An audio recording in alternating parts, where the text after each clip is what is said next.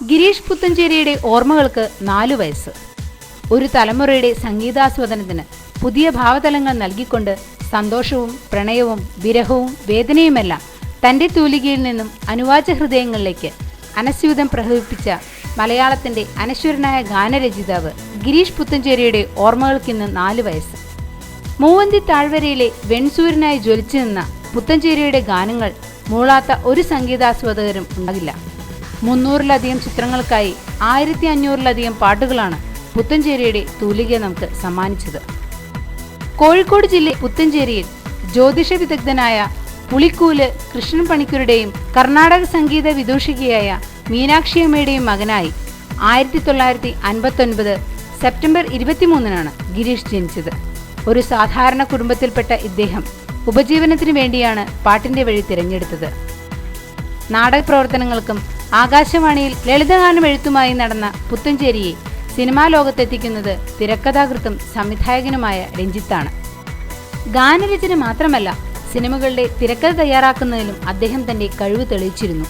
ബ്രഹ്മരക്ഷസ്, പല്ലാവൂർ ദേവനാരായണൻ, വടക്കുംനാഥൻ എന്നീ ചിത്രങ്ങൾക്ക് വേണ്ടി അദ്ദേഹം തിരക്കഥകൾ തയ്യാറാക്കിയിട്ടുണ്ട്. കിന്നരിപ്പുഴയോരം, മേലെപ്പറമ്പിൽ ആൺവീട്, കേരള ഹൗസ് ഉടൻ വിൽപ്പനയ്ക്ക് എന്നീ സിനിമകളുടെ കഥകൾ എഴുതിയതും പുത്തഞ്ചേരിയാണ്. മോഹൻലാലിനെ നായകനാക്കി രാമൻ പോലീസ് എന്നൊരു ചിത്രം ചെയ്യാൻ തീരുമാനിച്ചിരുന്നെങ്കിലും അതിനു മുന്നേ അദ്ദേഹം കാലയവനികൾക്കുള്ളിലേക്ക് മറയുകയായിരുന്നു. സിനിമയുടെ മായികാ പ്രപഞ്ചത്തിൽ അംഗീകാരത്തിന്റെ ഉന്നത പടവുകളിൽ നിൽക്കുമ്പോഴും തികച്ചും സാധാരണക്കാരനായി ജീവിക്കാൻ ഇഷ്ടപ്പെട്ടിരുന്ന ആളായിരുന്നു പുത്തഞ്ചേരി എന്ന് സഹപ്രവർത്തകരും സുഹൃത്തുക്കളും ഓർക്കുന്നു. തന്റെ അടുത്ത സുഹൃത്തായിരുന്ന കൊച്ചിൻ ഹനീഫയുടെ മരണവീട്ടിൽ സന്ദർശനം നടത്തിയ ശേഷം സ്വന്തം വീട്ടിലെത്തി പാട്ടെഴുതാനിരിക്കെയാണ് ഗിരീഷിന് രക്തസമ്മർദ്ദമുണ്ടാകുന്നത്. വൈകാതെ മസ്തിഷ്ക മരണം സംഭവിക്കുകയും 2010 ഫെബ്രുവരി 10-ന് മരിക്കുകയുമായിരുന്നു. മലയാളികൾക്ക് ഒരിക്കലും മറക്കാനാകാത്ത ഒരുപിടി നല്ല ഗാനങ്ങൾ സമ്മാനിച്ചതിൽ ഗിരീഷ് പുത്തഞ്ചേരിക്കുള്ള പങ്ക് ചെറുതല്ല. പതിറ്റാണ്ടുകളായി പാടി നടക്കാനുള്ള ഗാനശേഖരം നമുക്ക് തുറന്നു നിന്ന ഹൃദയത്തിൽ ദൈവത്തിന്റെ കയ്യൊപ്പുള്ള ഈ കലാകാരൻ മൺമറഞ്ഞു പോയപ്പോൾ സൂര്യകിരീടം വീണുടഞ്ഞു എന്ന് നമുക്ക് തോന്നാനുള്ള കാരണവും ഇതാണ്. ചക്രവാളത്തിനപ്പുറം എന്ന ചിത്രത്തിലെ കൺമണി നിന്റെ ഓർമ്മകളിൽ മാത്രം എന്ന ഗാനത്തിലൂടെയാണ് പുത്തഞ്ചേരി സിനിമയിൽ അരങ്ങേറ്റം കുറിക്കുന്നത്. തുടർന്ന് ജയരാജ് സംവിധാനം ചെയ്ത ജോണി വാക്കറിലെ ശാന്തമി രാത്രിയിൽ എന്ന ഗാനത്തിലൂടെ ജനഹൃദയങ്ങൾ കവർന്ന ഈ പ്രതിഭയെ തേടി അവസരങ്ങളുടെ പെരുമഴയായിരുന്നു. ഒരു വർഷം പുറത്തിറങ്ങുന്ന ചിത്രങ്ങളിൽ പകുതിയിലേറെയും പുത്തഞ്ചേരിയുടെ ഗാനങ്ങളാൽ ശ്രദ്ധേയമായി.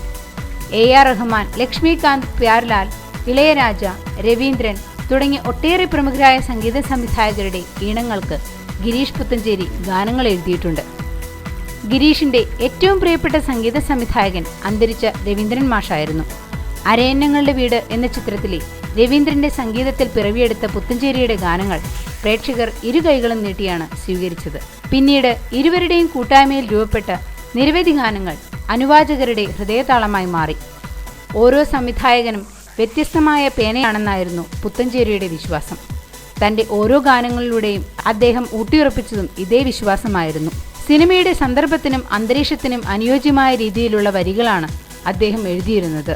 ദേവാസുരത്തിലെ സൂര്യകിരീടം വീണുടഞ്ഞു, ഹിറ്റ്ലറിലെ നീയുറങ്ങിയോ നിലാവേ, ആറാം തമ്പുരാനിലെ പാടി തൊടിയിലേതോ, കന്മതത്തിലെ മൂവന്തി താഴ്വരയിൽ, അരയന്നങ്ങളുടെ വീട്ടിൽ, ദീനദയാലോ രാമ തുടങ്ങിയ ഗാനങ്ങൾ ഇവയിൽ ചിലതു മാത്രം. മികച്ച ഗാനരചയിതാവിനുള്ള കേരള സംസ്ഥാന ചലച്ചിത്ര അവാർഡ് ഇദ്ദേഹത്തെ തേടി 7 തവണ എത്തിയിട്ടുണ്ട്.